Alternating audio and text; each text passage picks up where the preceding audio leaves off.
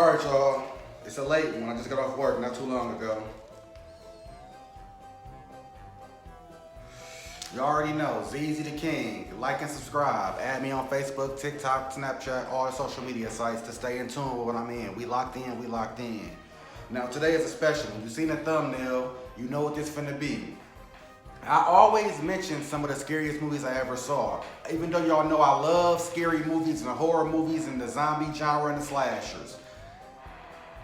These movies don't particularly scare me. They just good entertainment, popcorn fun. But these movies I'm listing is the top 5 scariest movies I ever saw. Sorry if y'all hear my little chair squeaking, whatever. My point is, if y'all like this, like and subscribe, comment, I'll continue with a part 2. And I'm gonna continue this little trend, because it's not too many movies that really scared me, but it's about 10 or 12 that I can think of. So I'm gonna start this off with the honorable mentions. The first honorable mention is just flat out my favorite franchise of all time. Nightmare on Elm Street, 1 and 2. Not the franchise, just 1 and 2. Like I said in previous videos, 1 and 2 is no joking, no laughs. Freddy is serious as hell in this. Scary to me, and it's way more darker, no jokes.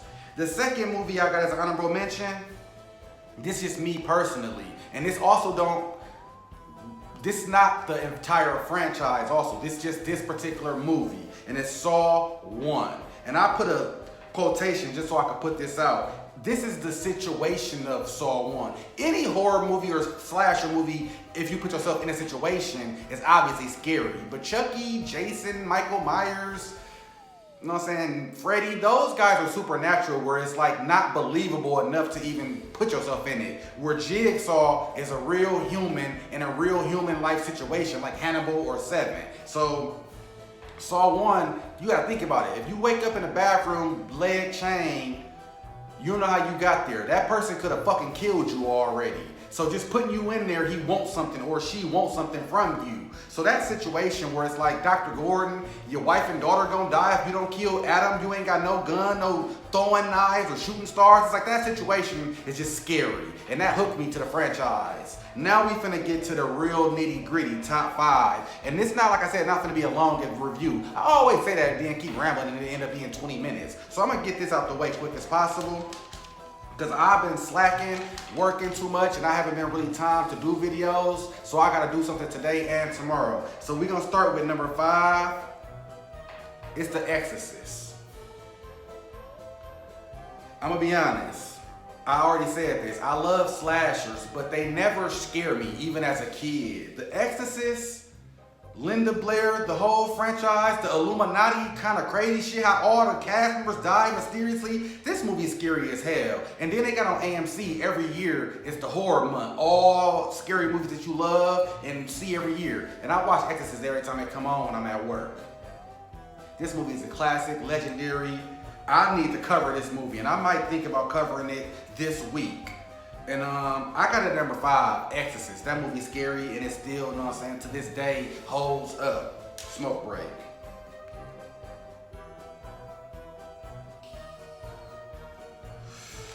That was a long smoke break. The car wasn't working, my bad. Number 4, we got Tales from the Hood. And I got a caveat for this. Any black horror movie, I already did my top 5 black horror movies 2 years ago. Check that out. Black cinema and black cinema hood movies are great, legendary. But black horror movies don't always work, even for me personally. But when they do, they do. Tales from the Hood to me, no doubt, is a classic, iconic, legendary black film. Probably cult classic, legendary film in that aspect. But what makes Tales from the Hood scary for me personally is I was young when it came out, between 8 and 10 years old. Secondly, the stories are really scary. The first story about the Mr. Morehouse, the councilman who was killed by the cops. Black people, as I'm a black person, we scared of cops. I don't care the hoodest, streetest killer in the neighborhood still won't fucking stand up to the police. That is, especially if you're in a good neighborhood by yourself, get pulled over by 2 cops, black or white, you scared as hell. So how they killed him, drugged him, he came back, scary as fuck. The second story with the Walter and the Monster, that could have had a little sexual assault aspect to it. They didn't slightly hint to that, But him being a monster and beating the hell out of Walter, real life, scary as hell. Because it's one thing to get beat by your mom or dad, grandma. When it's a stepmom or dad, it's worser. Don't fucking put your hand on my kid, if you know what I'm saying. So, and then the nigga had a tattoo that said Monster, David Allen Greer. Classic legendary movie. The puppets with the Mr. Mecker and Crazy K. I got cousins like Crazy K. That movie is scary. My heart was beating for Crazy K scene when they was showing all the deaths and the KKK shit. This movie is scary as a motherfucker, and it's good. Don't worry about part 2 and 3. Worry about part 1, the OG Tales from the Hood. Number 3 on my list. Man, I don't know why my heart beating like this shit finna happen, but it is the Texas Chainsaw Massacre 1, the original, 1974? I wasn't even born to 10 years later in 84, but I don't give a damn. This movie is also similar to my honorable mention with Saw. The situation, the dinner scene, just what make it scarier than Freddy and Jason is because this is also inbred reality, wrong turn-ish. Well, Wrong Turn took off of them. But my point is Hills Have Eyes type shit. This can be realistic life situations that you run into. It's a little dramatic for movie purposes, but you can run into this kind of Hewitts or Sawyer family.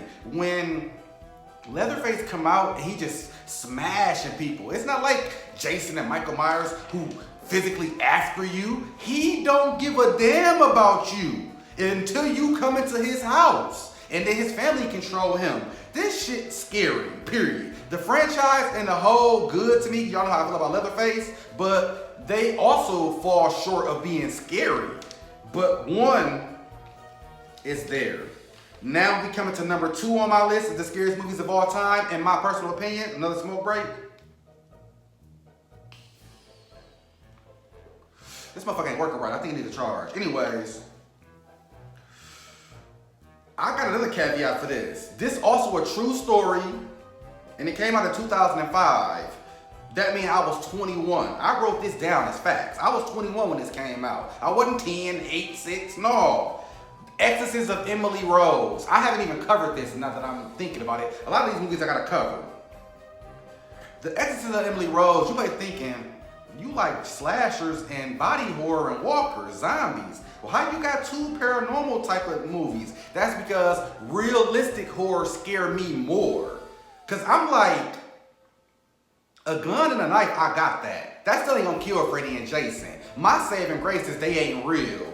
But the Exorcist of Emily Rose, I believe in it, like possession and paranormal activity type of shit. You know what I'm saying? The spirits from beyond. The way that they fucked this girl up, them demons, I think she had like 7 demons in her. This movie not only good, it's scary as hell. And then it got a court procedure because her doctor did an exorcism on Emily and she died.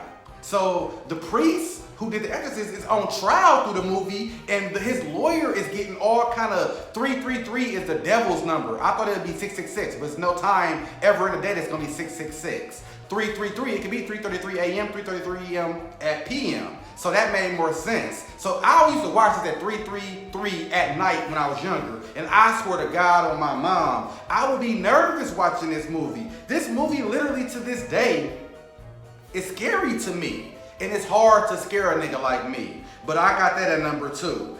But, as y'all know, this ain't no fucking secret. Number 1 is number 1.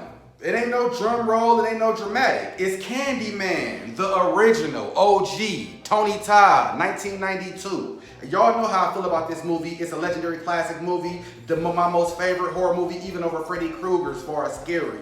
This is the first movie that had me having nightmares about it. I never dreamed about Jason, Freddy, Chucky, Michael Myers. I dreamed about Candyman for at least a month and a half straight. I don't give a damn if I was able to get good sleep all night. The last 10 minutes he appeared. That's the scariest movie I ever saw in my life. And to this day, even though Emily Rose, till I was grown, Candyman still bothered me to this day as a grown man, 40.